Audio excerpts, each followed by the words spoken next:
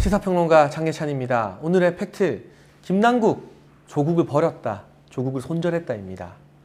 사실 조국 전 장관의 딸 조민 씨의 부산대 의전원 입학 취소 처분이 내려졌다는 건 전 국민이 다 아는 떠들썩한 뉴스였습니다.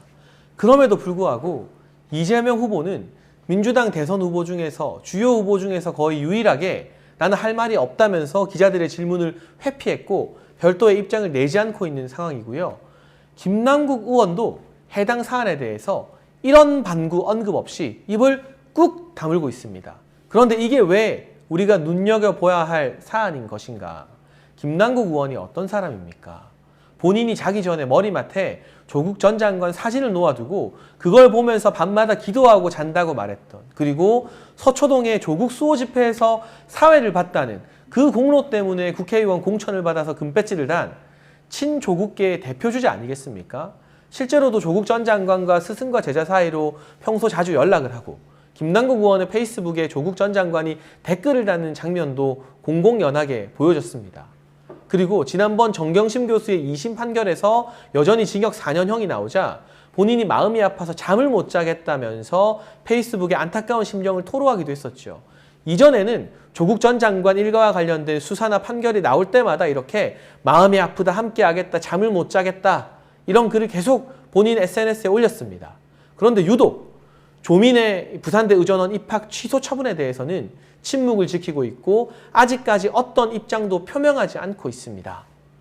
아마도 제가 추측컨대 지난번 이 정경심 재판 2심에 대한 안타까움을 올리고 나서 이재명 지사에게 혼이 나도 엄청 혼이 났을 것 같아요. 네가 지금 제정신이냐? 선거에서 중도층 잡아야 되는데 강성 친문 친조국만 가지고 선거할 거냐? 정신 차려라, 남구가.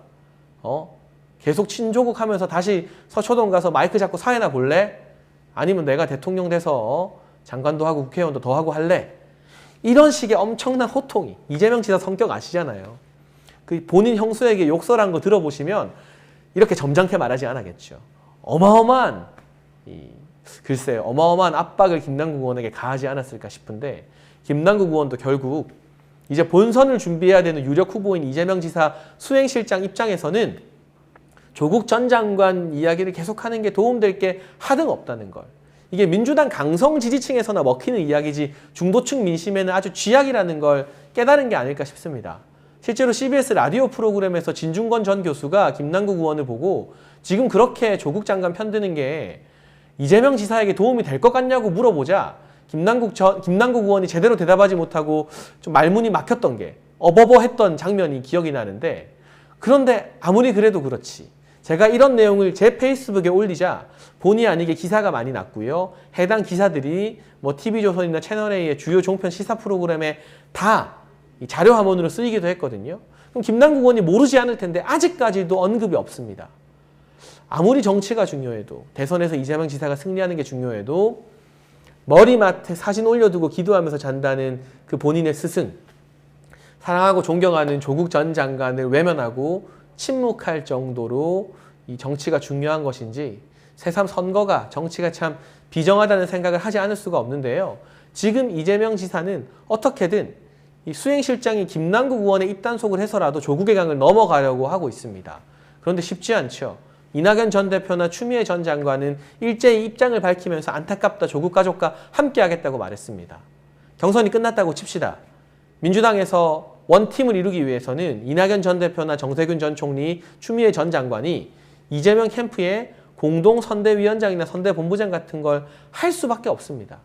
그런데 그 공동선대본부장들이, 선대위원장들이, 다른 후보들이 일제히 다 정경심 교수 대법원 판결, 조국 전 장관 1심 판결, 또 조민 씨에 대한 처분에 대해서 다 안타깝다, 함께하겠다 말하면 이재명 지사가 최종 후보라고 한들 그들의 발언을 일일이 다 컨트롤할 수 있을까요?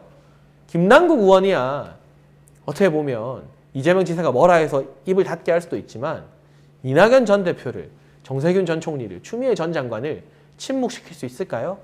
불가능합니다.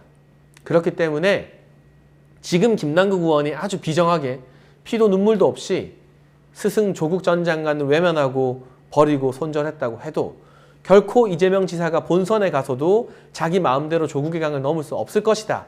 조국의 강은 이번 대선에서 민주당의 발목을 잡아도 단단히 잡게 될 것 같습니다. 그때가 되면 또 김남국 의원이 분위기를 싹 봐가면서 다른 사람도 조국 전 장관 편 드네? 나도 편 들어야지 하면서 뒤늦게 SNS를 할지도 모르죠. 오늘의 팩트, 다른 사람도 아닌 김남국 의원이 조국 전 장관을 버렸다. 조국을 손절하고 있다. 이재명 때문에.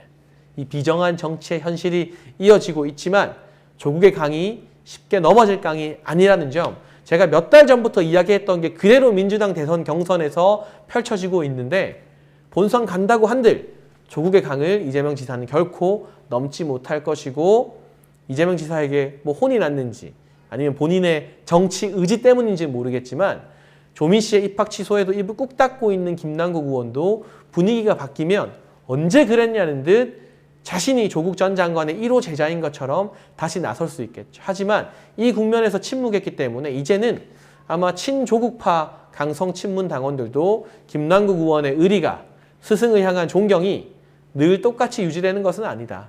상황의 유불리나 정치 지형에 따라서 언제든지 침묵하고 외면하고 버릴 수 있는 것이다라는 사실을 알게 되지 않았을까 싶습니다. 저는 다음 시간 민주당의 약점을 또 꼬집을 수 있는 팩트를 들고 돌아와서 여러분과 함께 싸우겠습니다.